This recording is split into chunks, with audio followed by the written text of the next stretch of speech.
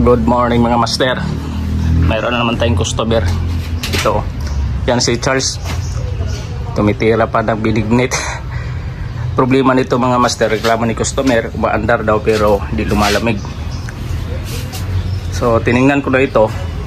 Nakita ko yung blower, yung pan motor, yung blower niya sa loob, di umaandar. Ah sige. So dito yung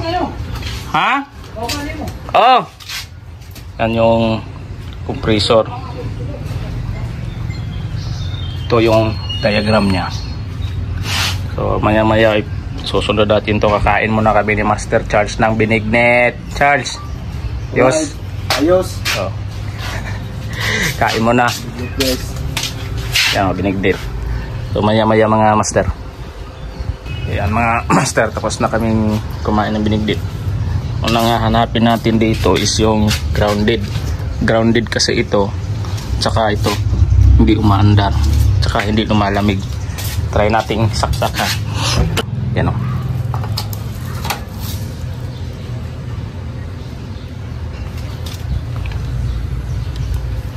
Wala yata.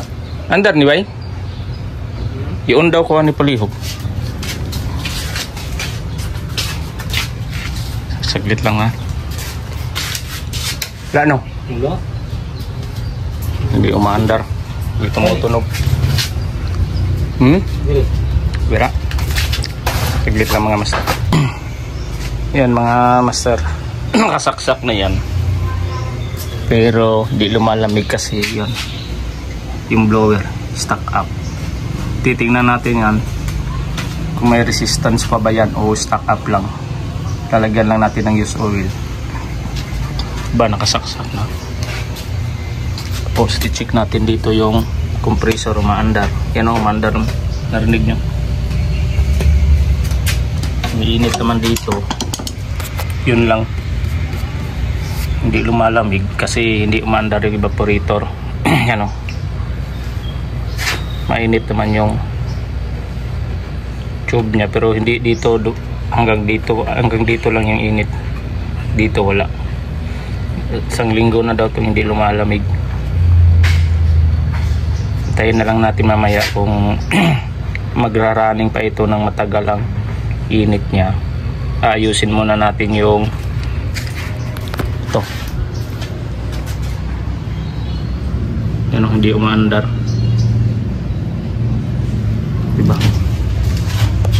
Wala naman yung switch, lamp switch lang yan. Tapos ito. So tanggalin lang muna natin para ma-check natin kung umaandar pa yun. Yan. Ay salamat. So tanggalin muna namin yung evaporator na blower pan motor. Charles, tanggal na Charles. Screw. So patanggal muna natin kay Master Charles. Alright Charles, yung may mga tornilyo. Ayun na diya katungkuan no? Puno mo nakabuo. So standby lang tayo saglit mga master. Yan, tanggal na ni Master Charles. Mayroon pang isa. Yan muna unahin natin. Stack up. Saka natin i-check. Isunod yung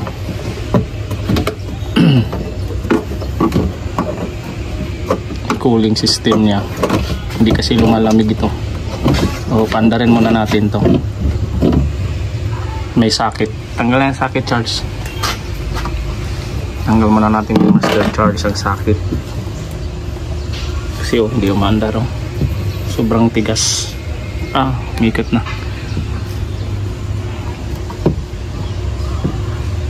Tanggal na. Check muna natin yung mga kung may resistance times 10 lang para mas mataas yung reading. Yan, nagloko ng ating tester. Yan mga master, nakasit na sa times 10. Napuno kasi yung memory ko ng cellphone, nagloko kaya nag-standby muna. So yun, ito po pag check mga master ha. Ito po yung connection ng blower. tingnan muna natin kung gumagana. Wala kasi akong gaya na to ng yan o. Dito lang muna natin ha. Check. Yan o, may resistance o. So meaning good pa ang blower, kaso stock up lang. Kita nyo? Yan o, gumagalaw yung tester. Tingnan mo yung tester, Charles, kita? Yan o. So ito lang ang problema niya. Stock up siya, matigas. So tatanggalin muna natin, lagyan muna natin ng fuse oil ito. Standby natin saglit. Daming lamok. Hindi siya umaandar, nag-i-stock up.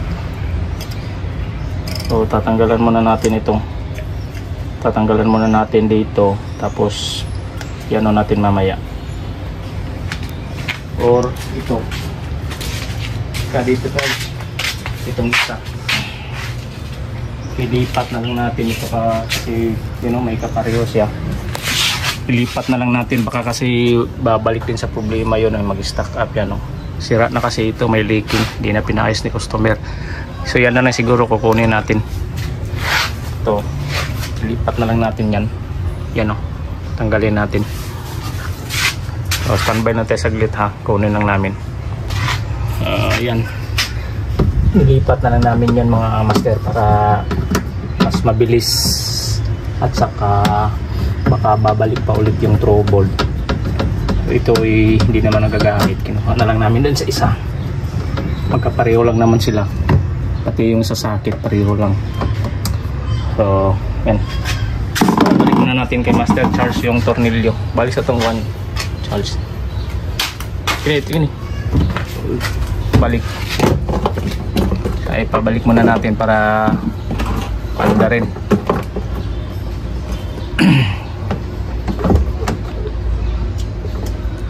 So ito po yun o. Kinuha natin kanina. So balik na lang natin ito. Ito doon. Hindi naman yun nagagamit. Ito na lang muna.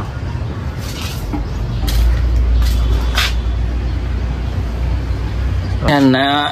Balik na ni Master Charles. Yes. Busog na kumain ng biligdit. So try natin panda rin ha kung gumagana. Saksak Charles. Saksak na. So try natin kung gumagana na yung yan. Titingnan natin. Oh, pula pa rin. Wala. Problema doon sa ano, sa linya. Yan o, hindi pa rin umaandar. Maandar na yan. So tanggalin lang muna natin ulit mga master. Titingnan natin bakit hindi gumagana. So update ko lang kayo mga master. Ang dami kasi yung problema ng chiller na to. Yan o Charles. Kaya natagalan kami kanina. Kasi nung una yan o, lumalamig. Tinanggal namin yan. Yan o, maandar na. Yung sakit dito tinanggal namin, pinutol kasi may problema pala dito sa sakit. Kaya dinairik ko na lang, umaandar na siya.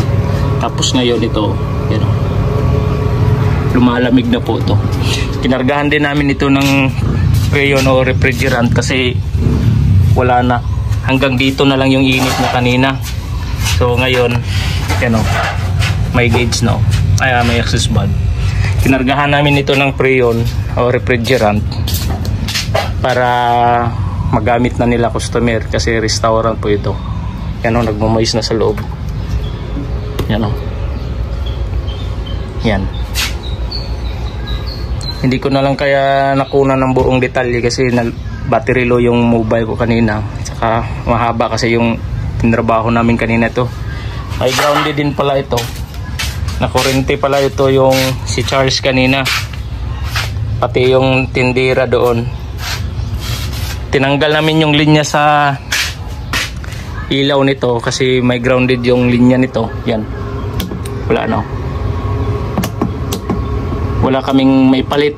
So sabi ng customer okay lang daw. Yan o. Nag-iilaw na. So ihatid na namin ito sa tindahan. Tatanggalin na namin. Alright Charles. Right. Hindi na namin nakuna ng buong detalye. Natagalan kami kanina. Naghanap pa kami ng wire. May problema sa linya ng ano nito, ilaw. So yan, tanggalin na namin at saka ihatid na namin to. Next time ulit mga master, ano? Alright, Charles. Alright. Maraming salamat.